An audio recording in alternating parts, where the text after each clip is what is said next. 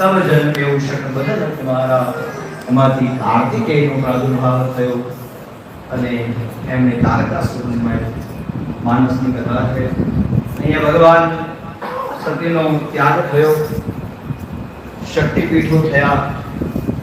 દેવતાઓએ વિચાર કર્યો કે જો આ યજ્ઞ પૂર્ણ નહીં થાય તો ભવિષ્યમાં કોઈ યજ્ઞ નહીં કરે. ભગવાન શિવની પાસે આવ્યા. ભગવાનને કહ્યું કે આપ યજ્ઞને પૂર્ણ કરાવો. ભગવાને કીધું કે યજ્ઞને પૂર્ણ તો કરાવો, પણ એના માટે યજમાન જીવતો તો જોઈએ.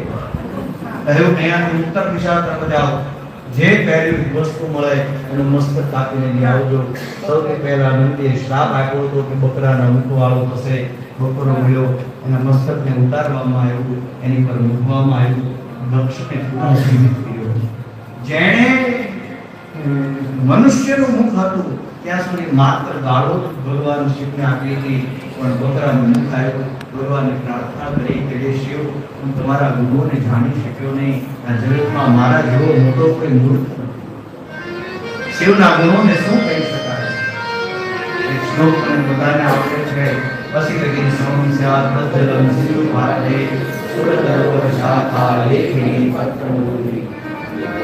પૃથ્વી કા કાગજ કરો અને લેખિની કરો, જીવરાય સમંદરની સાહી કરો, હરિગુણ લેખો.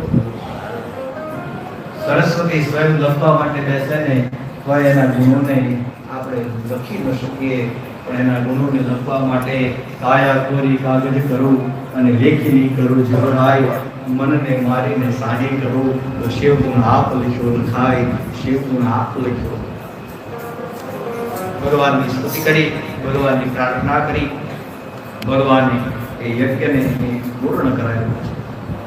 આપણે ત્યાં બધા સંપ્રદાયો ભેદ પણ છે. એ સંપ્રદાયોની અંદર ભગવાન શિવનું નામ લેતા નથી. કે ભગવાન શિવનું નામ ન લીધું. તમારે કપડા બનાવવા હોય તો તમે એમ કહો ને કે અમારે કપડા સીવડાવવા માટે જવું છે. કે એમ ન બોલે કે અમારે કપડા સીવડાવવા માટે જવું છે, કારણ કે સીવડાવવામાં શિવ નામ આવે છે. એ કહે કે અમારે કપડા બનાવવા માટે જવું છે.